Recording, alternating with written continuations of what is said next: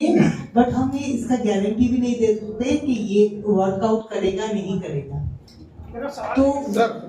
तो मेरा ये बोलना है, कीमोथेरेपी जाने से पहले पेशेंट जो है वो चल के जाता है हॉस्पिटल, बट कीमोथेरेपी लेने के बाद 1, 2, 3 साइकिल कीमो के बाद उसकी हालत इतनी बदतर हो जाती है कि वो व्हील चेयर में आ जाता है। And this is the fact of nowadays the medical science. अगर आयुर्वेदिक और होम्योपैथिक में कैंसर जैसी गंभीर बीमारियों के इलाज हो सकते हैं तो हमारी गवर्नमेंट इसको प्रमोट क्यों नहीं करती? अब करेगी सर। हम लोगों ने भारत सरकार को लेटर डाल दिया कि आयुष्मान योजना जो है, जो 5 लाख का इलाज वाली योजना, उसका नाम आयुष्मान योजना है, उसमें आयुष है नहीं मान है, उसमें कृपया आयुष को भी शामिल कर दीजिए। तो हम लोगों ने भारत सरकार को रिप्रेजेंटेशन भेज दिया है। दूसरी बात ये भी है कि अगर गवर्नमेंट को पता है कि भाई अगर आयुर्वेदिक और होम्योपैथिक में ऐसे इलाज हो सकते हैं, तो ये जो हॉस्पिटल खोल के बैठे हैं, जो ब्लैकमेलिंग चल रही है लोगों के साथ में बीमारी के नाम पे, तो इनके ऊपर गवर्नमेंट एक्शन भी नहीं लेती। सर वो आप जानो, पत्रकार आप हो, सरकार से आप सवाल करो, हमसे तो ये पूछो हमने ठीक कैसे किया, हमें मत बढ़ाओ किसी से। आचार्य जी मेरा सवाल आपसे ये है कि एक मिनट का सवाल भी ले लूं, फिर आपका नंबर ऐसे तो जी जिस तरह काम कर रहे हैं, मैं डॉक्टर सैफी न्यूज़ थोड़ा सा आपकी टीम को बधाई देता हूं, आचार्य जी को बधाई देता हूं, आप लोगों को ठीक करें। डॉक्टर मेरा सवाल रहेगा कि पैराडॉक्स कई तरह के देखने को मिले, जांच में मिले, आपने कहा इलाज को लेकर के मिले, आपका सक्सेस रेशियो क्या, नंबर ऑफ पेशेंट अगर हम बात करें? एमएलए सर एक रवि चेयर देना। ये हमारे साथ शिकारपुर के एमएलए भी जुड़े हैं, अनिल शर्मा जी, जो पहले मंत्री भी रहे हैं। ये खुद भी कैंसर के पेशेंट हैं, ये थोड़ा लेट हो गए, इनको कोई जाना था, जरूरी काम है, तो मैं चाहूंगा इनसे भी अपन बात करेंगे कि इनकी कैंसर की जर्नी क्या थी। इन्होंने भी कीमो को झेला है, और एक बार नहीं 2 बार झेला है, और ये कैसे अब जिंदा घूम रहे हैं। ये भी थोड़े दिन पहले जिंदा लाश बन गए थे। ये भी आयुर्वेद अपना के, नेचुरोपैथी अपना के, हमारे हिम्स मेरठ के टच में आके ठीक हुए हैं। थोड़ा चेयर आप इधर आ जाओ मैडम।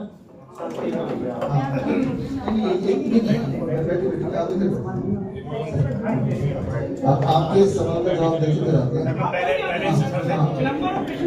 और हमारा मकसद एक ही है, लोग डाइट ठीक करें, लोग खाना पीना ठीक करें, लोग लाइफस्टाइल ठीक करें, लोग अपने घर में केमिकल वाली चीजें नहीं लाएं, मिलावटी चीजों पे भारत सरकार कोई कानून बनाए, हमारा ये मकसद है। और जो केमिकल वाली दवाइयां लगातार खाई जाती हैं, उसकी जगह अपनी डाइट ठीक करके, योगा करके, प्राणायाम करके, सुबह धूप से उगने से पहले उठ के अपने आप को ठीक करो, सोने का टाइम सुधारो। रात को 2 बजे तक रील देखते रहते हो, फिर रात को 2 बजे सोते हो, सुबह फिर उठा नहीं जाता। तो हमारा मकसद है डाइट सुधारो, लाइफस्टाइल सुधारो, ये अभियान है हमारा। तो आपके सवाल का जवाब देने के बाद मैंने जो देखा, हमने हमारे डेटा में आप देख सकते हैं, 100 में से हमारे 80% 80% लोग जो पूरी तरह स्वस्थ हो जाते हैं।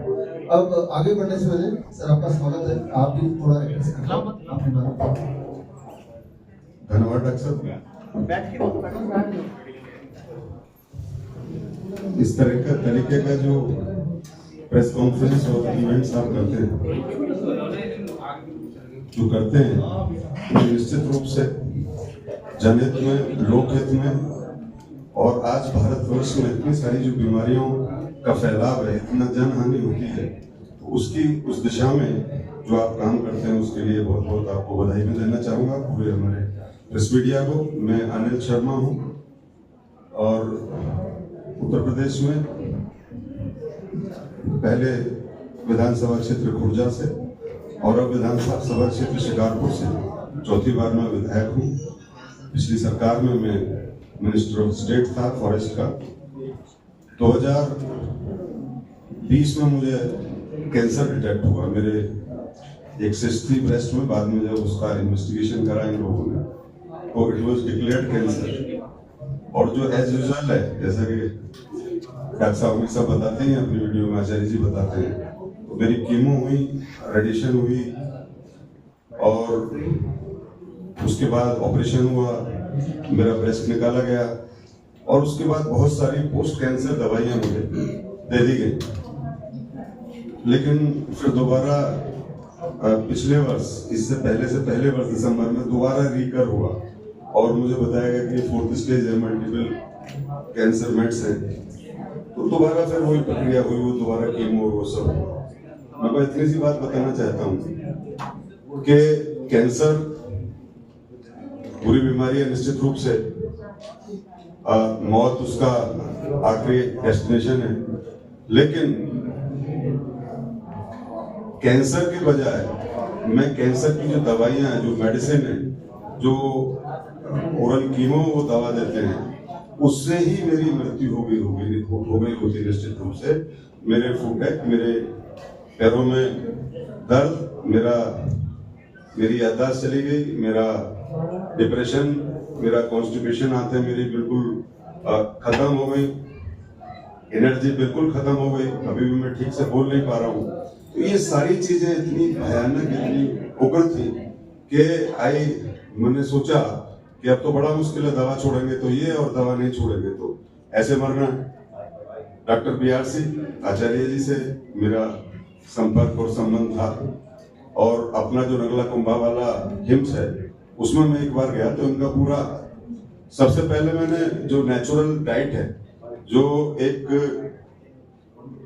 डिप डाइट डॉक्टर साहब बताते थे, उसका मैंने पालन करना शुरू किया, वो लेनी शुरू हुई। और सबसे बड़े मजे की बात है कि उसमें अलग से चीज है ही नहीं, जो चीजें आपके रेफ्रिजरेटर में रखी है, फ्रिज में रखी है, घर के जिम में रखी है, वही चीज कुछ ज्यादा लेनी है, कुछ कम लेनी है, और एक भी ऐसी कोई उसमें कमोडिटी नहीं है जिसके लिए बाहर बाजार में मुझे कोई भेजना पड़ा हो। फ्रूट्स लेने, फ्रूट्स के बाद खाने से पहले सलाड्स लेने, नट्स, और जैसा आचार्य जी भी बता रहे थे, थोड़ा चेंज, भाई 7-7:15 बजे आप खाना खा के आप 9 बजे तक सो जाओ, सुबह सवेरे उठो, सन बात लो, धूप लो, थोड़ा एक्सरसाइज करो, वॉक करो, वो सब मैं अपनी दिनचर्या 21 दिन में मैं उसका आदी हो गया। मैं उसको बिल्कुल आत्मसात कर लिया, और लगभग 3 महीने में मैं उस डाइट का आदी हो गया। अगर आज कोई मुझसे कहे कि भाई ये आप छोड़ दो, ये लाइफ स्टाइल, ये इस तरीके से खाना पीना छोड़ दो, तो मैं छोड़ ही नहीं सकता। जैसे आदमी पिज्जा नहीं छोड़ता, शराब नहीं छोड़ता, उसका आदी होता है, ऐसे ही I am addicted to this diet जो डॉक्टर साहब ने मुझे बताई। I am thankful to him कि वो डाइट एक मिरेकल है, जादू है। कॉन्स्टिपेशन मेरा खत्म हो गया, मेरा हार्मोनल डिस्बैलेंस खत्म हो गया, डिप्रेशन खत्म हो गया, मेरी फूड पैक कम हो गई, एनर्जी मेरी लौट करके आ गई। आचार्य जी ने कुछ दवाएं दी आयुर्वेदिक, वो सब मैंने लेनी शुरू की, और जो मेरे जो ये हुआ था आपका जो मेरा रेडिशन हुआ था, उसके कारण से मेरे दांत में निक्रोसिस हुआ, और it was so painful.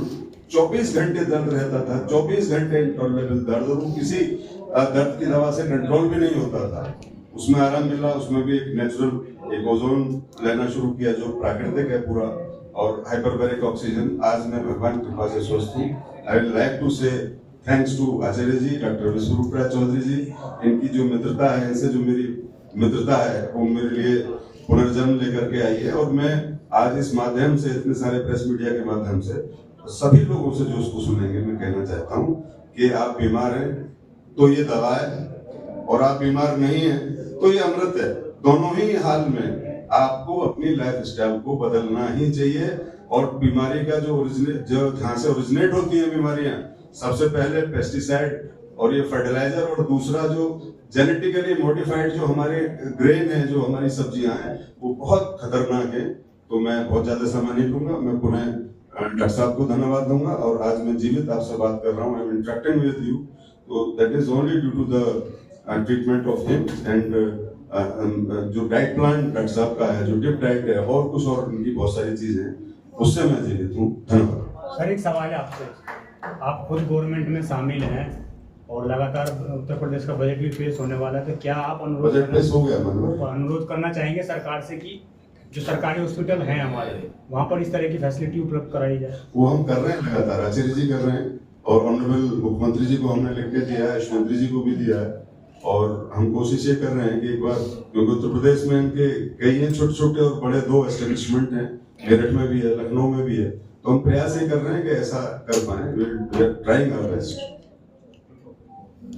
Sir, एक आखिरी सवाल मेरा ये है कि जिस तरीके से मेडिकल साइंस में और एलोपैथी में और ये नेचुरोपैथी के जरिए आप लोग इलाज करते हैं, तो ये जो आपस में मतभेद है, क्या आने वाले भविष्य में ये खत्म होगा? इसमें medical science versus medical industry, medical science versus naturopathy नहीं है, नेचुरोपैथी भी एक साइंस है। तो जो डॉक्टर आपको बोल रहा है जो लिखित में नहीं है, दैट इज मेडिकल इंडस्ट्री। जो लिखित में है दैट इज मेडिकल साइंस। और नेचुरोपैथी से ठीक होता है ये भी लिखित में ही है ना। जैसे फीवर थेरेपी में बताया था, ये डीआईपी टाइप के क्लिनिकल ट्रायल हुए, क्लिनिकल ट्रायल हुआ, वो लिखित में आ गया तो मेडिकल साइंस बन गया।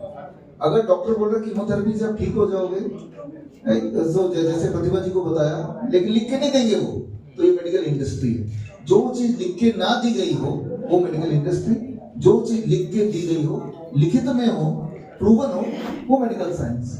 तो नेचुरोपैथी में जो चीजें हैं जो प्रूवन ऑलरेडी हो चुकी है, चाहे वो जीरो बोर्ड थेरेपी हो, चाहे डीआईपी डाइट हो या फीवर थेरेपी हो, तो ये भी मेडिकल साइंस का हिस्सा है, चाहे उसको हम नेचुरोपैथी क्यों ना बोलें। तो हमारी जो लड़ाई है वो मेडिकल इंडस्ट्री से है, मेडिकल साइंस से नहीं। हम भी तो मेडिकल साइंस के एग्जाम्पल देते हैं। सर, आसान शब्दों में जो जनता को किस तरीके से समझाया जा सकता है इन दोनों का जो फर्क है, जो काम आप लोग कर रहे हैं? हाँ सर, ये कि कोई अगर ये बोलता है